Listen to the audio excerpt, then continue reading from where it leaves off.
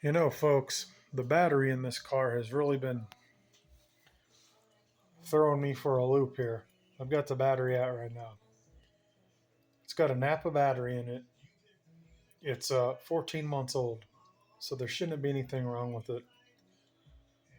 It shows it holds a full charge.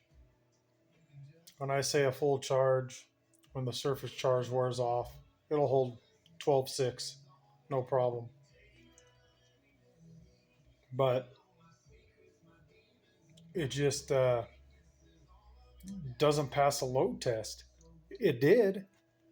I put it on for a few seconds and it held at 600 cold cranking amps, which this is rated for 590. But if you hold it any longer, if you hold it for like 10 or 15 seconds, it'll go all the way down to bad battery. I don't know what's going on with this battery. I guess it just maybe it just has a weak cell or cells or who knows. I just didn't want to believe it was the battery because it's so new. And I know the alternator's working on this. The alternator works; it's charging it. Seems like it happens at night when you're driving the car with the headlights on. The alternator keeps up, but if you shut the car off, and you have the ignition key on for like any more than 3 or 4 minutes, just doesn't have enough to crank the starter over enough. I had to push start it tonight because of it. I was shocked that the battery wouldn't fire it up. I mean, look at how nice this battery looks. I know it looks can be deceiving, but it's from February of 23, and here we are. We're just gonna hit May here in a couple days, May of 24, and I've used my battery charger there. I've charged it overnight on 2 amp trickle charge. I've charged it on the 15 amp charge. Shows it's fully charged. I got this little smart charger, and this little thing works great. I know this works. And I just did a load test on the battery, and it literally tested like 200 amps, and it was dropping. And I just threw this on here literally 5 minutes ago, and you can see how fast it shows that it's recovering. It's almost fully charged. But I know once I load test it, it's not going to pass. I don't know. I guess I'm just having trouble believing that a battery not this old would just. I did pop the caps off, and I did put my voltmeter in and check each cell. Here, look, it's done. Just turned off. Look at that. It says it's full. See, this is tricking it. Here, let's do this together. I'm just gonna get a 100 amp load tester. Throw it on here real quick. So here we go. I got this carbon pile tester on here. I've got another one with a dial. You can set it all the way up probably to 1,000 amps or something. This old Harbor Freight only a 100 amp one. Now you can see right here after 10 seconds, read the meter. So you can see where the voltage is setting.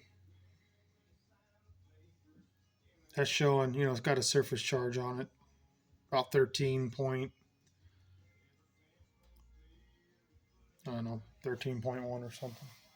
Here we go. Let's do 10 seconds. Let's watch it. 1, 2, 3, 4, 5, 6, 7, 8, 9, 10. Yeah, I'd say that's confirmed. I just have such a problem in my brain condemning the battery, but I know it's the battery. I know it is. I usually get like 5 or 6 years out of a battery. Even living up here in northern Nevada, where it's way colder than I'm used to when I used to live in Vegas, we might get 3 or 4 years out of a battery down there. Up here, I bought a brand new battery for the Expedition when we first moved here. It's 5 years, 4 months old, and it still fires and tests good.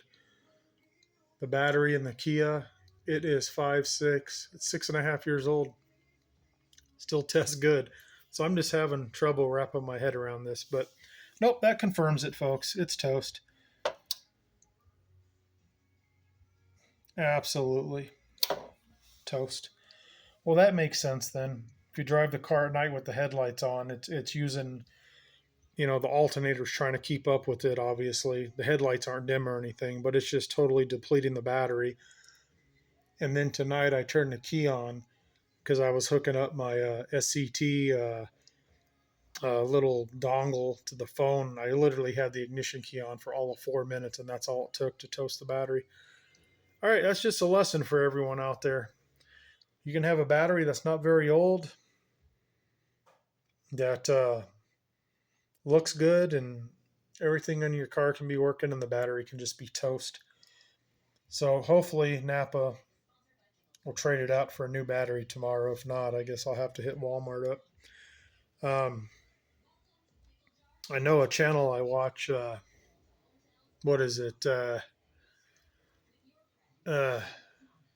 No Nonsense Know How. I'm sure you guys watch his channel.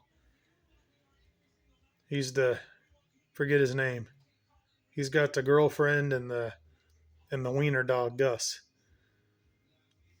But when he needs a battery, I've seen him. He goes up to the parts store, and he doesn't buy the battery that goes in the car because they're so expensive, right? A battery costs you $150, $200 today.